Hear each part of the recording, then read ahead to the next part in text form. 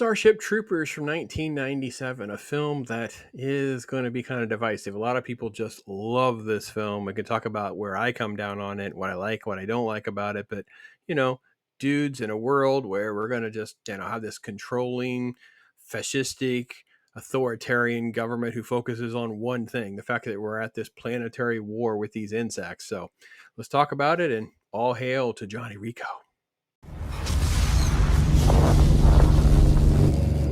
I think with some filmmakers, you can admit that you enjoy their work or the final product while admitting that they are adapting and not doing a very good job of it. So, for instance, this is case in point with Paul Verhoeven. While I may love the final products like RoboCop, I may love the fact that Starship Troopers is entertaining. I am willing to admit they are not great adaptations of the source material. Total Recall is radically different from the final product. All of that said, Starship Troopers is and will always be a fun experience. It's just he was bored by the novel, relied on a writer who's going through a studio system where they're, I don't know what a mess that is, right? So there's no resemblance really of the film to what the source material was trying to go for. They cast these really beautiful, handsome people instead of who was in the book, and yet at the same time, we have some pretty cool cutting edge 1990s CGI and techniques and just action, fun, crazy stuff going on, man. I loved it. I have a good time watching this movie. I'm a huge fan of like Star Blazers and stuff, like these old cartoons and space stuff and action and whatever. So I see a movie like this, I keep thinking about that, going back to that. And I love the fact that many of the shots, most of the scenes are fine. There's some that don't age well, right? There are some matte paintings and there's some CGI overlay that doesn't look very good, right? And there's some ambitious stuff because those scenes that are in the bright light in the desert and all of that, probably should have been done at night because you would have not been able to see some of the overlay and some of the lines. The CGI would have aged a lot better than it did. But overall, pretty solid. The other thing too is filming on location. Like the fact that we literally have actors who got sick. I think Jake Busey was one of those where he just got actually ill on set. It was very, very interesting seeing the dynamics of all the different scenes and having the special effects kind of worked in. But it's on location and you can feel it. You feel an intensity with everything that's going on.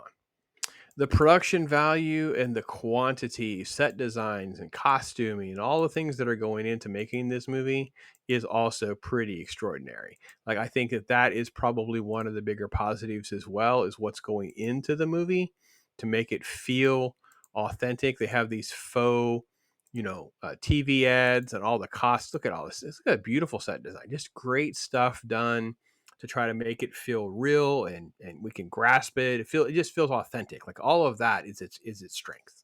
Okay, one of the keys is Michael Ironside. He is just freaking great, man. He comes into the room and it's just sucks the oxygen right out of it. No offense to Casper Van Dien, Denise Richards, and anyone else. He is phenomenal in this. It's this military kick your butt. Yeah, he's like a person from the past that we kind of get to meet as like a teacher, and he's trying to raise up. And then later, they give him like a prosthetic metal Terminator hand. He goes to war and he's leading the crew into battle. So freaking great, man. He's phenomenal. I also think Clancy Brown is phenomenal. This trailer, I don't think showcases him at all in any of these sequences or what his role is as he's going through like their boot camp. And then, of course, he has a kind of a callback that plays out at the end of the movie. These action sequences, I think, were pretty solid. I would say that, again, shooting them at night and having some different things that would have covered up some of the CGI flaws, but they go for hardcore rated R. In fact, I believe there's some major censoring when people lose their heads in some of these sequences. So yeah, you can imagine how this played out. And Verhoeven's known for that. He wants to do things that are going to push boundaries. I think it's actually a fault because he will sacrifice story. He will sacrifice some things that he could have been done better because he's just trying to see how far he can go. We've seen this with Basic Instinct. What is it known for? He went too far. He did this. He showed this, right? Obviously, this movie also has a shower scene, as a co-ed shower scene. He's on the record saying, "Well, I really wanted that for RoboCop. I just couldn't figure out how to get it in there." Like okay, so some of these things are more like agenda for him personally, things he wants to accomplish and tickle his own fancy. And I think that can work and not work. And I think that it kind of has a false legacy with this film. Like, part of what makes the film good is that it's entertaining popcorn movie and whatever, but the political elements and all the overtures that should be done to the novel and what was there were never on the table because that's not what the director was interested in doing. All right, Denise Richards and the love interest, triangle with Dina Meyer. It's all right. It's fine. It works. Denise Richards is by far my least favorite part of this movie. I just can't stand her. I think many times she's just way in over her head. I have no idea why they had her grinning all the time behind the pilot seat because it was just too much. I get it. She's happy. She's literally fulfilling her destiny, blah blah blah. But there's moments where she's like, she shouldn't be still grinning. Like, let the grin go. Like, let the smile go away. Like, so that part I think is the worst. But her having this sort of knack for being able to fly ships and all that, and just the paths just kind of line up for her. Yeah, it was all right. They have a quick scene that they're showing off her skills. I wish there was a comment about her reputation precedes you. That would have done better, to give us a little bit of a reason why she'd end up with the gig and how it all worked out the way it did. That's great, huh? It's all Johnny Rico all the time. Got the movie guy voice going on in there. I love it. I think I enjoy this film for what it is, knowing what it is not and what it should be. And now there's rumors, of course, that they're going to do a reboot of some kind. I actually tend to err on the side of this is not a good film that they should want to touch. I would rather see this become an actual TV show or something.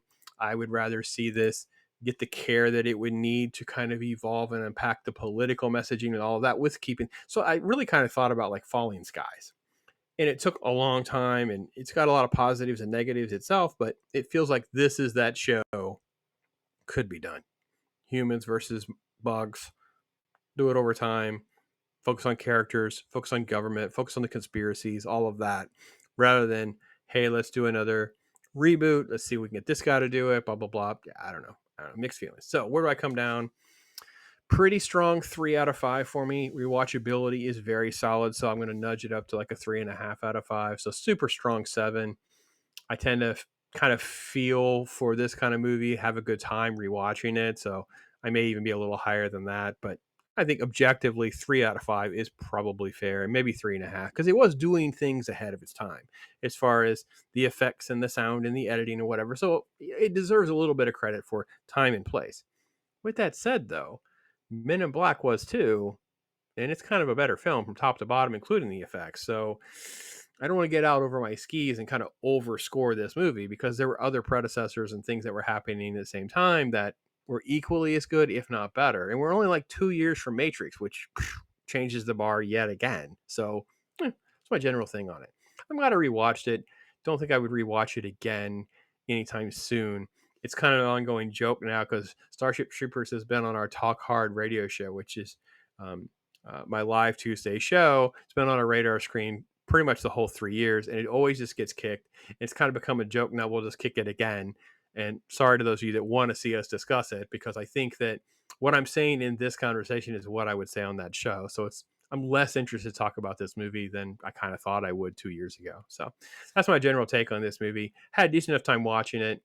I'm not sure how I feel about reboots, and yeah, don't know. You guys tell me what you guys think. Appreciate you guys watching.